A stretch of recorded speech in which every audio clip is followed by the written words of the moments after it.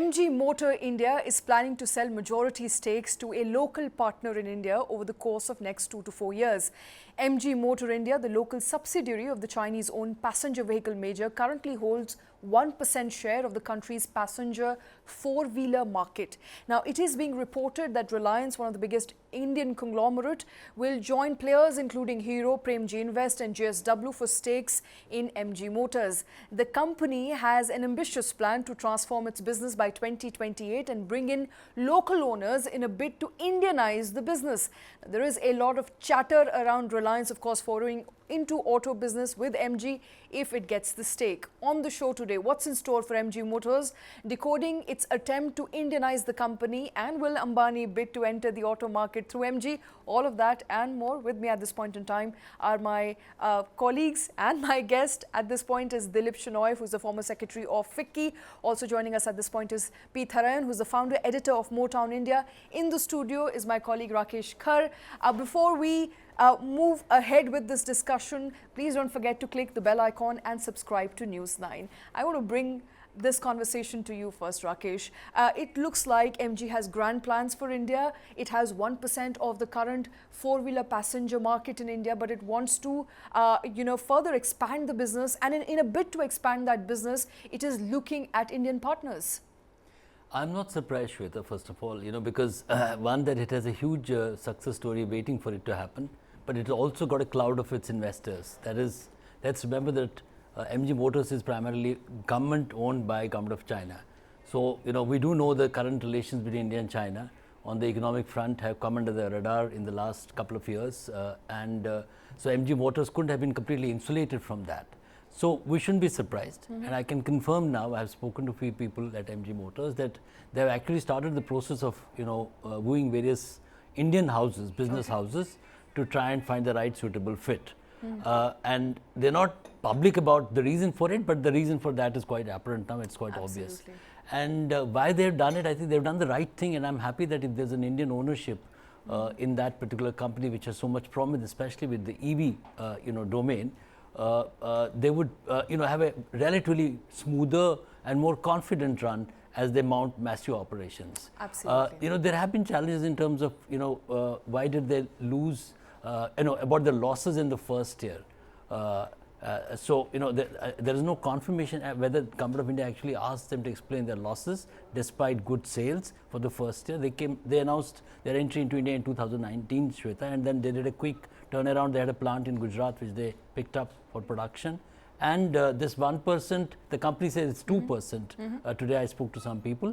And this 2% is translating into a very high revenue share because these are high-end cars. Absolutely. So in that sense, it's a growth story, which probably with an Indian investor could get a better shine on it.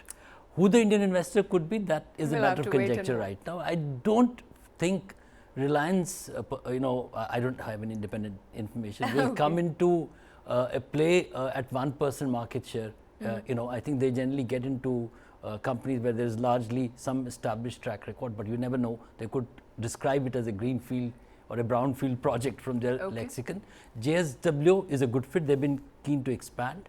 At some point of time, Shweta, there was talk about Tata's also investing in a Chinese company or Chinese, government-owned company. There are two more companies who have shown interest to come to India, talking to Tata Motors. So probably Tata could also be a surprise entry.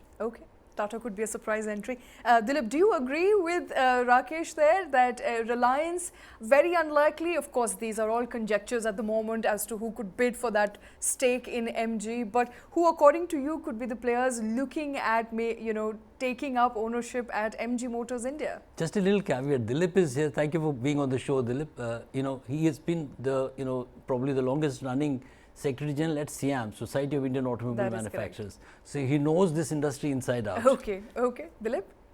So Rakesh, thanks for that, and thank you, Shweta, for the question. I think there are two challenges here, so Rakesh talked about the challenge that MG Motors was facing in terms of raising money.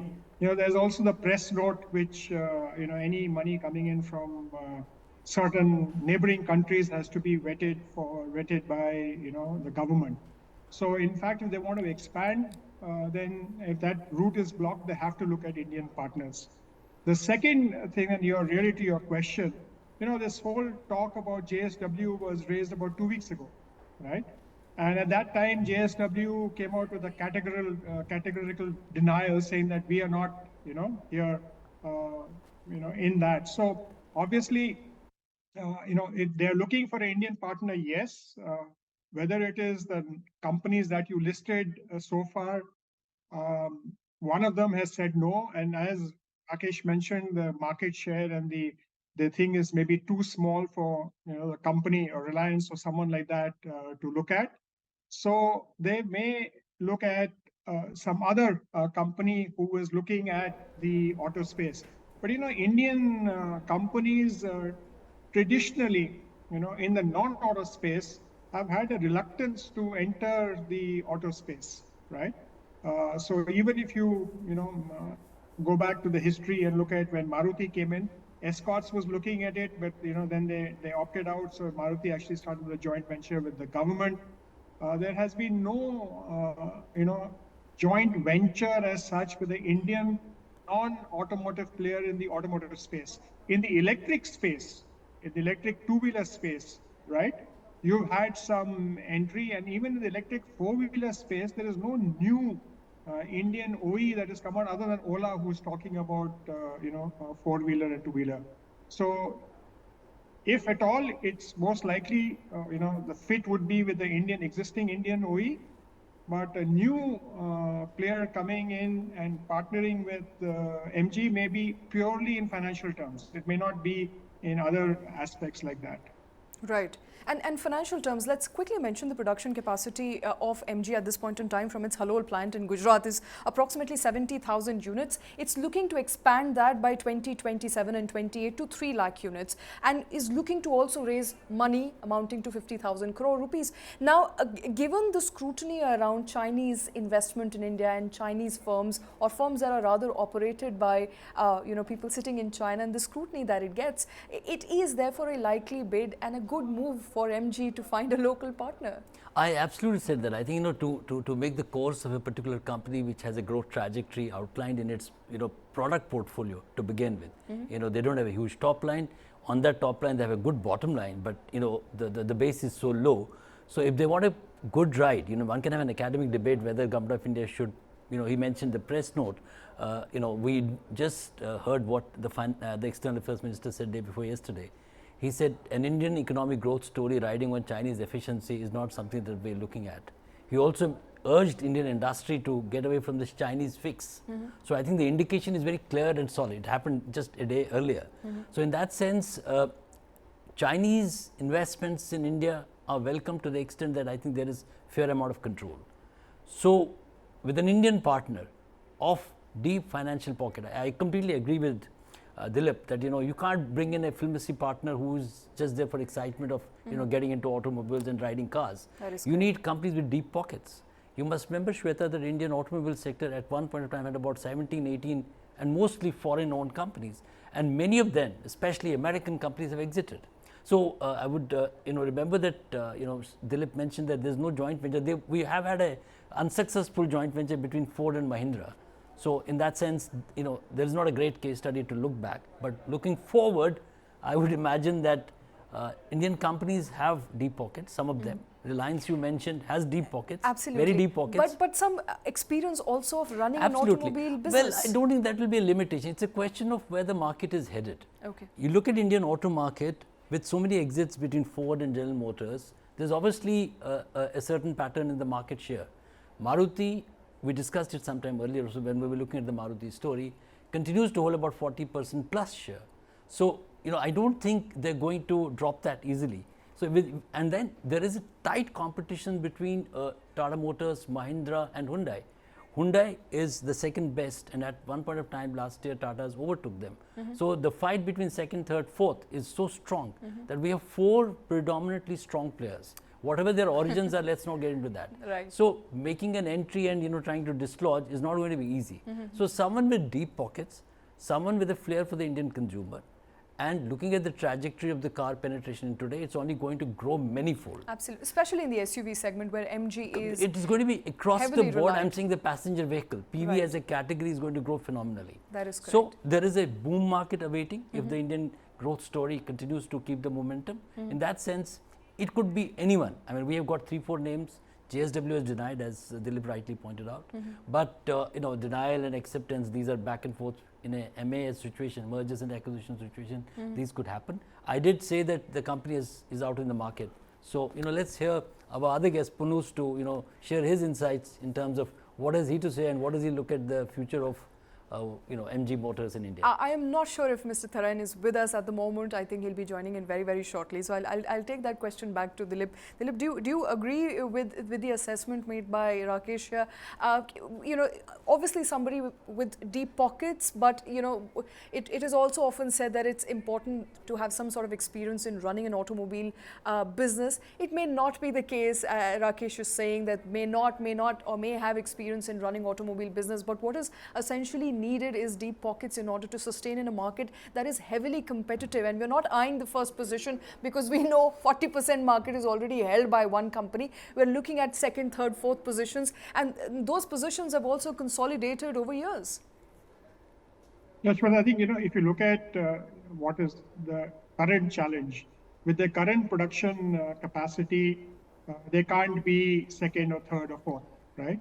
So they have to increase capacity to be able to compete for the second and third or fourth position, right? And they need finance. If you look at it, they also at one point had applied for the PLI scheme, right? And if they needed to apply for the PLI scheme, they needed other money other than from a neighboring country, and therefore they needed to go in for that. So I think, yes, they are pretty aggressive, and also understand that the current leadership, the management of MG, right? And Rakesh has talked to many of them. They are actually veterans in the Indian auto space, right? They've actually led companies in the Indian auto space, so they know the Indian auto space for quite some time. And I think if they have to increase and go in, the 50,000 crores that were talked about, they have to raise it from either India or elsewhere, right? Preferably in India, and take a secondary role so that it is not seen as a Chinese company. In fact, if you look at MG Motors, a lot of their advertisement talks about their relationship with London and UK. Morris Garage. They don't really talk about the Chinese connection here. So they will. It's a kind of essential reality that they need to look for an Indian partner if they want to vie for the second or third spot. Second or third spot in the span of 2 to 3 to 4 years is a bit difficult, right? And the Hyundai strategy was, rather than expanding from themselves, they actually bought in Kia. Okay. So if you really want to see, Kia plus Hyundai is still quite a substantial number. What is the time frame, Dilip, that you're looking at in terms of this transaction happening? I don't see Government of India pushing the pedal right away in terms of asking them for a timeline.